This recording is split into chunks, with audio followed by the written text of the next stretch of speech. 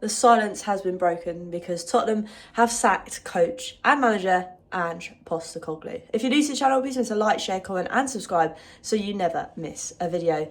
Yes, people, the time has come. We've waited, 2.5 weeks to know some sort of news, and today, when players have all gone on international break, that news has broken that Daniel Levy and the board have decided and come to the conclusion to sack Ange Postecoglou. Now, to be honest with you, I had a bit of time to kind of digest this, because as the news broke, I was on the way to the gym and I was like, I could do a video right this second, but I don't think I'll do it justice. First off, I want a massive thank you to Ange Postecoglou. After 17 years, after only witnessing one trophy my whole entire life, to have two, to remember it, to be in the streets, to see the bus parade, to witness us bringing home the glory back to White Hart Lane is something I will never, ever, ever forget. And that's all down to Ange Postecoglou and the way that he conducted himself and the team in that Europa League fixtures as they came in.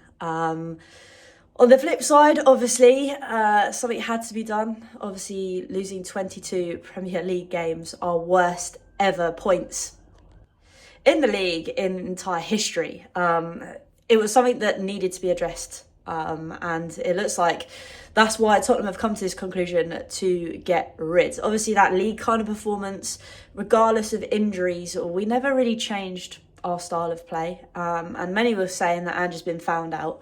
Obviously, for me, if you have been on the channel, you have watched any of my videos, you know that I kind of lost my head in February when he kind of cupped his ears to the fans.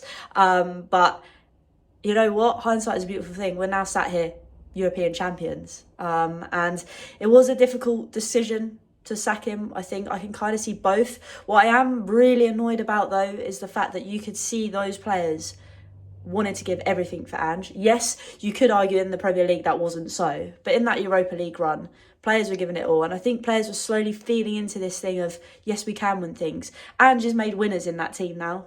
You couldn't have said that last season, the season before, the season before that.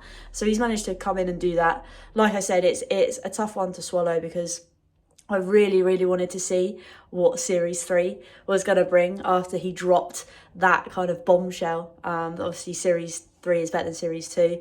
He obviously had that one-liner of, I win things in my second season, mate. He went and did that. The board have always wanted Champions League football. Yes, okay, we finished 17th, but we got Champions League football and we've got a trophy.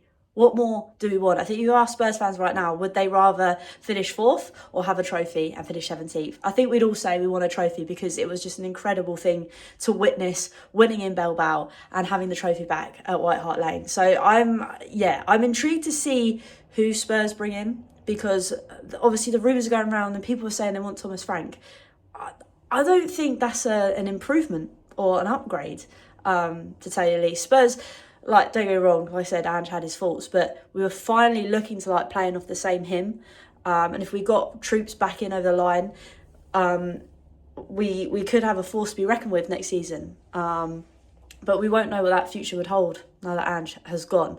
Obviously, there's a few players I think will definitely be gone now because of this news. And like I said, because it's international break, it's a coincidence, some may say. But I think there's obviously forward-thinking planning behind it, in a sense that obviously I think Romero's gone. Romero said, if Ange is gone, I'm gone. So we can say he's gone. So again, that's someone else we're going to have to try and replace in the summer, along with many more. But in terms of the manager front, I went on a bit of a tangent there. I don't know if I want Thomas Frank. I think in his first season he got 39 points for Brentford. Ange did the same. Then this season, they're only 10, 15 points is quite a big gap. But they're still mid-table. And for me, he hasn't won anything either. And now he's got to contend with Champions League football, which he hasn't done. I think for me, the only other person I'd quite like that's currently working in the Prem is Glasner, because he's done incredible stuff at Palace, winning them that FA Cup trophy, but I don't think he's going to leave there. So if you had to ask me who I want in, I have no idea. I have no Scooby.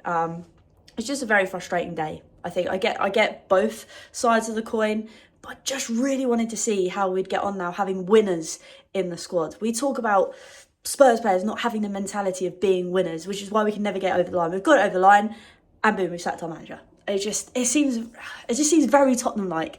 Like Alistair Gold said, Spursy are back. But yeah, let me know your thoughts, obviously, on the Ange sacking, who you think is going to come in. what you're kind of feeling about it. But yeah, I kind of wanted a little break, but with Tottenham, I know all too well you can't do that with us. But yeah, thank you again for watching. Like I say, if you haven't already, please subscribe, would mean the world. And I guess until next time, come on you Spurs.